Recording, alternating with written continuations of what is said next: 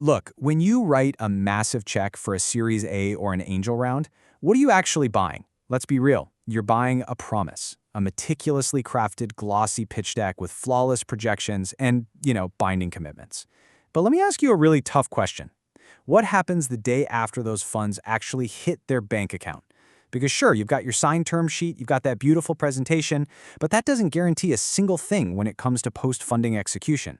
I can't tell you how many times I've seen investors sitting in a boardroom absolutely applauding a startup's growth, completely unaware that the business model is literally bleeding to death on the factory floor.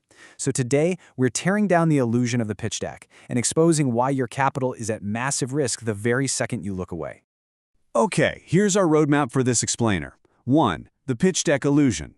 2. 10 hidden startup risks. 3. The EV-CPO trap. 4. The top-line revenue mirage. 5. The process excellence solution. And finally 6. Audit the ground reality.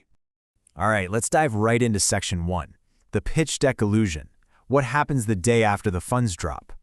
I want you to really think about this for a second. What exactly are you buying?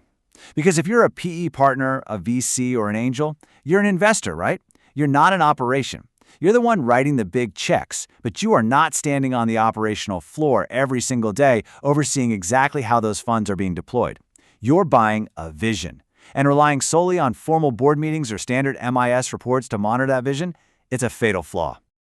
The contrast here is honestly pretty stark. On one side, you have the promise, a charismatic founder pointing at a beautiful hockey stick growth chart. But on the other side, the reality. Unchecked operational cracks, massive hidden liabilities, and completely off-script business pivots. Look, founders are optimists by nature. They have to be. But unchecked optimism destroys capital. Your standard statutory auditors, sure, they'll tell you if the math adds up in the books, but they will completely miss the operational bleeding happening right under your nose. So let's get into Section 2, the 10 hidden startup risks, where the plan falls apart. Let's map out this battlefield. These are the top 10 hidden risks that are actively threatening your portfolio right now. Number 1, fund diversion and misallocation. You provide growth capital, and the minute you blink, those funds get diverted to clear up their old legacy debts.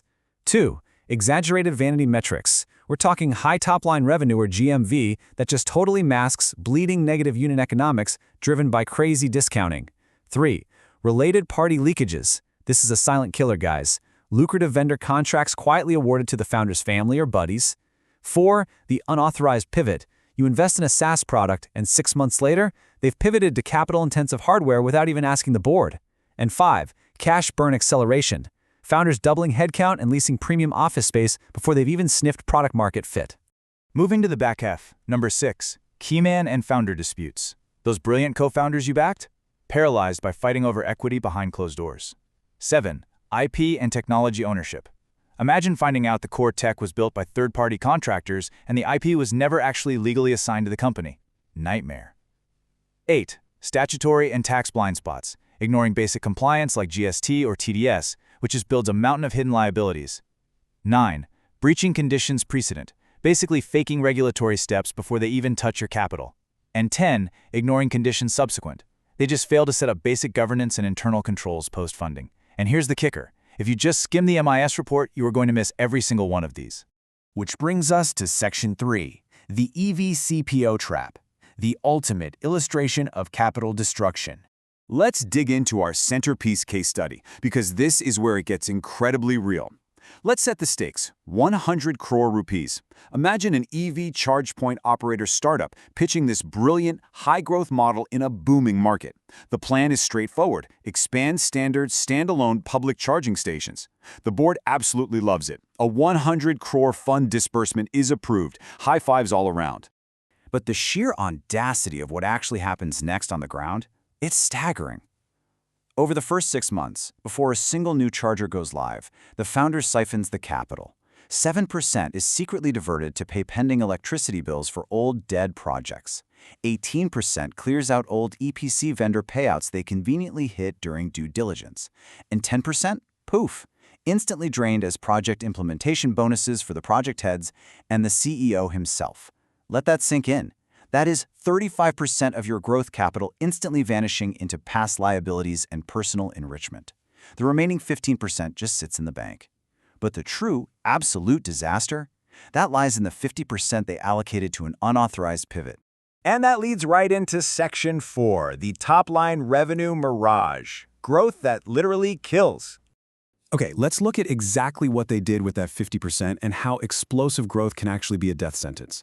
Instead of building those standalone chargers they originally pitched, the founder goes rogue. They use that capital to build massive EV charging hubs for commercial fleets, buses and trucks. And they lock in these subsidized rate agreements with the fleets at 10 to 14 rupees per unit. Now, because it's commercial fleets, the hubs clock an incredible 70% utilization rate. The top-line revenue absolutely explodes. That is your boardroom illusion. But the operational reality? These massive hubs are placed in non-priority locations for power companies, meaning they suffer heavy, continuous power cuts. To keep the fleets charging, half of the locations become entirely dependent on diesel generators. Think about the insanity of this. The cost of power sold is almost double the actual sales value. Setting up these hubs requires massive internal infrastructure, which puts crushing pressure on the cost of capital. You combine that with the exorbitant diesel costs just to keep the chargers running during power cuts, and you get a double impact on costs. The more power they sell at those subsidized fleet rates, the faster the company bleeds to death. I mean, they are quite literally paying money to give away electricity. So what do you think happens at the next board meeting? The founder walks in, proudly flashes this massive upshift in top-line revenue, highlights that historically high 70% utilization rate, and boom, they secure their appraisal. All while meticulously shadowing the skyrocketing operational and diesel costs by, spreading them out across obscure accounting heads in the financials.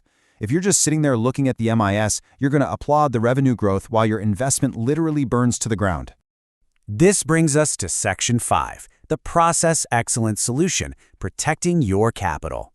Here is how you actually protect your capital, and the crucial point here is understanding the limitations of your current safeguards. Look, a traditional statutory auditor, they look at the books. They verify the math. They check if the diesel was purchased and if the invoices match.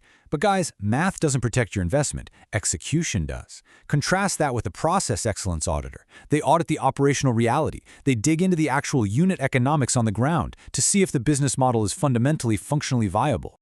Let's define this clearly so we're all on the exact same page.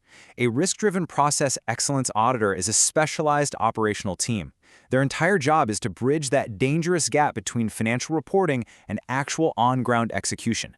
They do not sit in a cushy boardroom reading a pitch deck. They deploy straight to the site. They are your operational eyes and ears, hardened risk experts who have seen all the tricks. Actually, scratch that. They anticipate the tricks, and they stop the capital bleed way before it becomes a massive write-off for your fund. So here is exactly how they operate. They build what we call an execution workbench. Step 1. They don't just check if an EPC vendor got paid, they trace it to see if that vendor is actually a related party shell company. Step 2. They don't just pop champagne over a 70% utilization rate, they audit the site-level power sources, calculate the actual diesel burn rate, and expose those negative unit economics immediately. And step 3, they strictly mandate compliance by enforcing your conditions precedent and conditions subsequent right there on the operational floor, holding founders accountable to the promised timeline and the promised structure. Finally, Section 6, Audit the Ground Reality, Next Steps for Investors. Let's pull all these threads together. It is time to move beyond the glossy pitch deck. You committed your capital based on a highly specific risk profile. Do not let operational deception change that profile behind your back.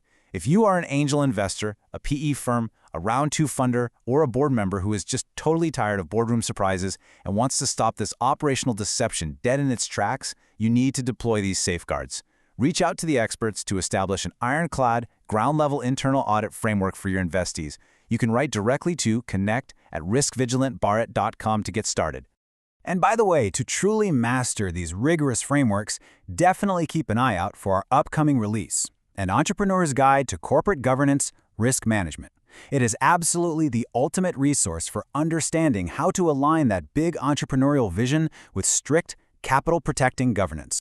All right, I'm going to leave you with this final thought to chew on. The next time a founder hands you a beautiful, shiny presentation, don't just audit the books. Audit the reality. Protect your capital, stay vigilant out there, and demand the operational truth. Thanks so much for joining me on this explainer, and we'll catch you next time.